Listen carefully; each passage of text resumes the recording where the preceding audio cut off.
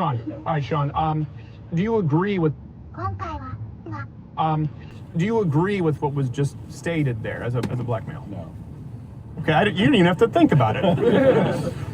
With what part do you disagree? Well, first off, the statistics about like black crime and police brutality overly affecting black males. I mean, we have to look at crime statistics. So yes, black males are overrepresented in prisons, but black males are also overrepresented in crime statistics. So black males are like what, like was it like 6% of the 6 or 7% of the population?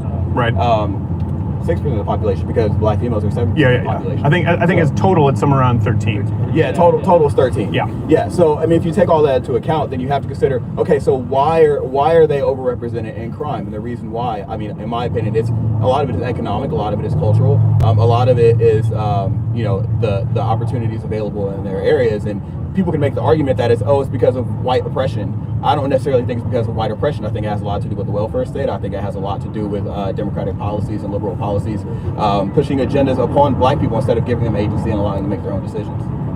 Let me ask you, do you attend TCU? I do. How did you get in? I spent 9 years in the Air Force and got a scholarship, 4-hour scholarship. Thank you for your service. Appreciate it.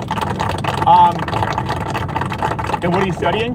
Psychology and philosophy, so I'm actually on the okay, psychology on the liberal arts side, yeah. Well, listen, if you make less than a civil engineer, don't blame it on a white-black thing. You chose a degree that's kind of rough. I just want to enjoy my career, whatever it is. There you go. Well, listen, that sounds like something that would be, especially after 8 years in the Air Force? 9 years. 9 years. Jeez. Sorry, I looked. Someone's like 9. Yeah. So you were in the Air Force. This is what got your scholarship. Do you believe that your path was more difficult to TCU exclusively because of your race?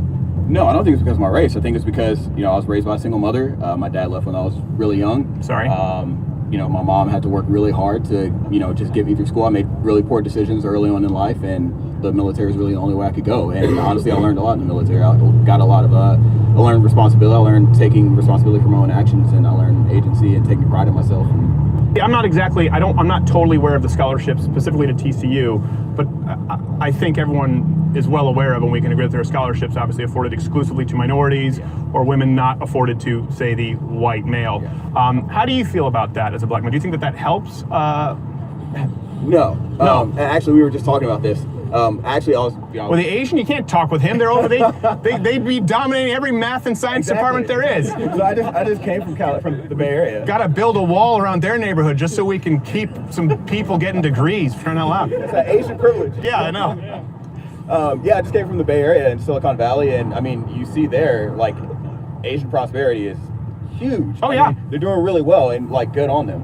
And I think, like, honestly, if the black culture adopted a lot of those tenets of like Asian culture and like, hey, suck it up, like go out there and get it and do it yourself. And like, it was interesting, like a lot of rappers supported Trump, and they said the reason why is because they said, that's what Trump is about. He's like, go out there and get it, make your money, do what you have to do to make your money. Right. And I think like that's, people talk about that, but they don't really go out and do it. And like, there's not a lot of talk about different ways and diversifying your means of income. Yeah. There are a lot of opportunities out there if you just go out there and look for them and get it. And honestly, like, people are willing to give black people opportunities. Well, I'm sure. Here's the deal. I understand that there are racists out there, and I think it's kind of like a child who just misbehaves so often. You have to discipline them. You kind of see this with the left. Like if a child behaves well, okay, you don't have to correct them all the time. But when the left constantly just divides by race and by gender, then you have to bounce back and say, well, hold on a second, no, that's actually inaccurate. The truth is, it kind of bars us, it robs us of our ability to be empathetic to someone saying, yeah, you know what, I'm sure you get some tough breaks as a black guy, because we're constantly being told you can't understand and you've gotten everything because you're a white guy. I think it actually burns more bridges than it builds. Yeah, I agree wholeheartedly. Yeah. I mean, what do you think Asians think when they're saying you're too much? They're actually that, they only allot a certain amount of Asians under certain programs. I'm sure you're aware of this. I'm punished 3 to 5 ACT points, 0.5 GPA going into college. Like, I applied to USC. Me and my friend did. He's African American, I'm white. I had a 32 and a 4.5, and he had a 27 and like a 3.8. He got it, and I didn't get in. And we had basically the exact same everything else, just because he was African American and I was Asian, and I got penalized because of my privilege, because there's overrepresented high academic scholarship. Well, it's funny that you mentioned that about your ACT scores and how your friend who was African American got in and you didn't. This is one thing that I've always, and I'm glad we finally we can bridge this racial divide. It's like the black and white cookie, Seinfeld. When you think about that, right, they start locking Asians out because you guys do very, very well academically. What do you think that does to the relationship between Asian Americans and Black Americans? That's always a concern of mine. I mean, the same thing with white Americans, but particularly, listen, I grew up in Canada, and I'm not going to lie, a lot of Asians behind closed doors, a little bit racist in Canada. I'm sure there's some of that here too. It seems like it would strain relationships, not really bring people together. Yeah, I know that because the Asian culture is very academics first, like academics, averages, like with the whole shaming your family kind of like concept you see with white culture, right? Like white media, like they talk about why you're not doctor yet, that comes like kind of like yeah, which is actually can be very true. So and I know the African American, especially in the inner cities, like academic excellence and achievement is very shunned upon, especially with like the gangs and stuff like that. Yeah. Like that creates a big divide, especially on like the income, like ethnic, like the top four ethnic groups in America, like the top earners are all Asians, Indians, like Japanese, Thai. Yeah. And the bottom tiers are African Americans and Hispanics. And I think it's just it's not because of the systematic racism in America. I think it's all culture. Well, he said his dad left him, really sorry about that.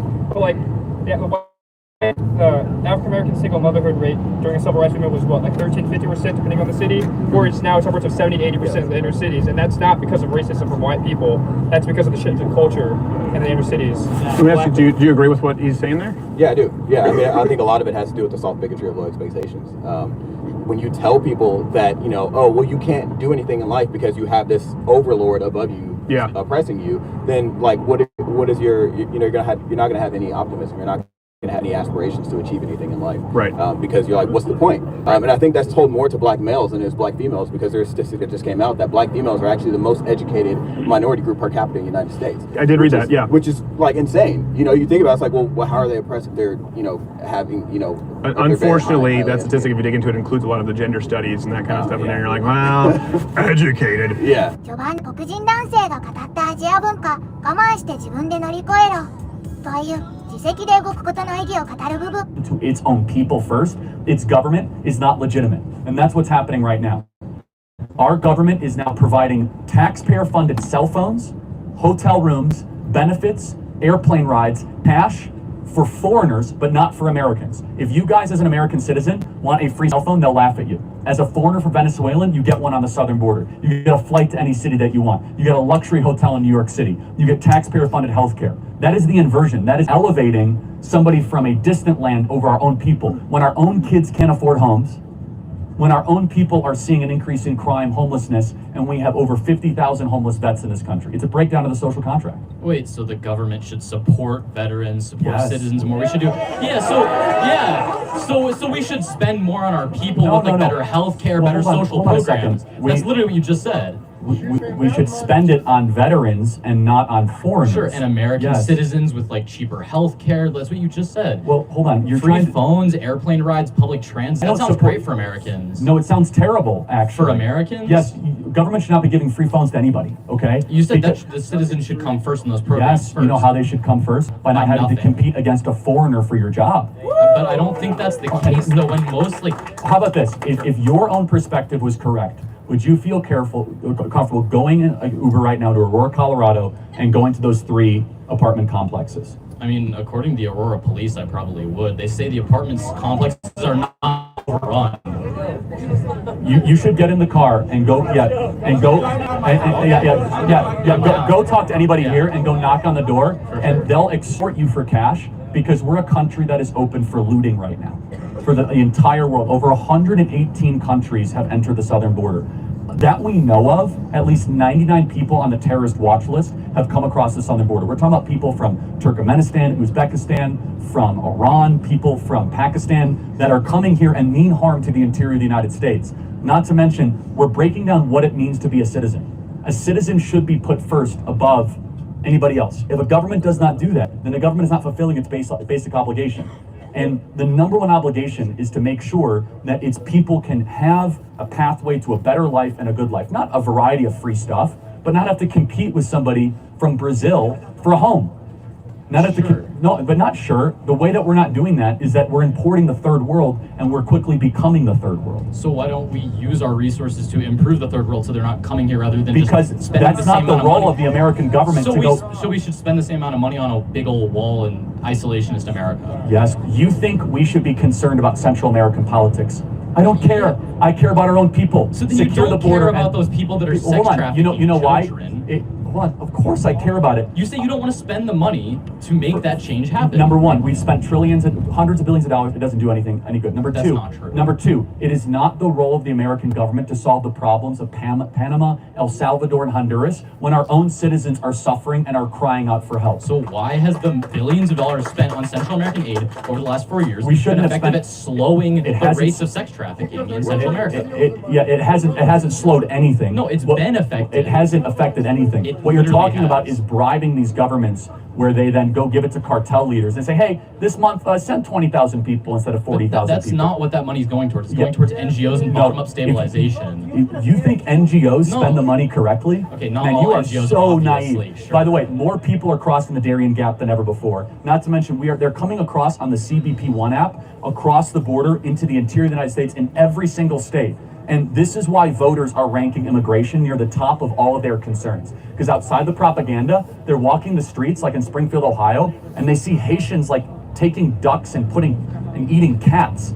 Like, you cannot continue to have a country if you import an unfamiliar third world this quickly into America. So Now there you'll should say- be a path to no, immigration. No, we should have no and- immigrants in this country right now. No immigrants in None. the country. We need a total, complete shutdown of immigration in this country until every single Gen Z person can afford a home and can get their act together and be able to afford the So American what's dream. your path to Gen Z getting homes? Is it just kicking all Well, brown people out? Not brown people. I think Okay, we should. immigrants, yeah. We should. Anyone that's here illegally should be deported back to their country of homeland. By the way, it's a moral So position. H-1B visas that like generate and We stimulate should- the we should- economy, kick those out. Well, yeah, that's interesting. H-1B. Well, you're studying computer, anything. Anybody? Computer engineering? You guys have to compete against a foreigner for a job. That's wrong. Well, I actually care about the country more than the free market. So colleges should better prepare students and better utilize government resources. Well, college is a scam, but yes, we did that earlier. For But- computer science, they shouldn't go to college. Well, actually, you don't need to go to college for computer science. You don't need to go to college No, for computer science? You could do a coding For- class in a couple months. You could and do a get coding job. class. Yes. Yeah. Alphabet is hiring right now.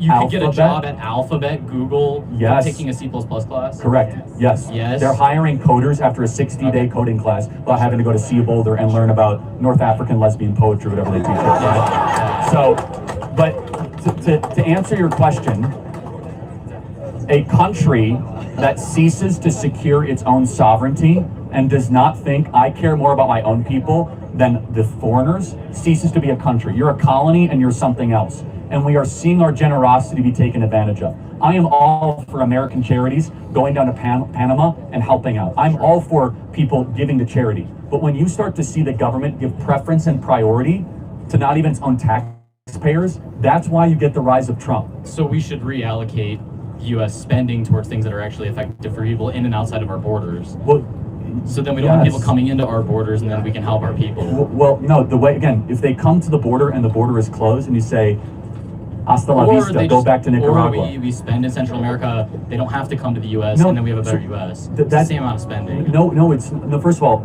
to solve the problems of the third world would cost trillions of dollars, and that would all be laundered and not even work. And again, it's not the position of the American government to go throw money around in the Southern Triangle. Instead, it's our country's closed. We're not open for looting anymore.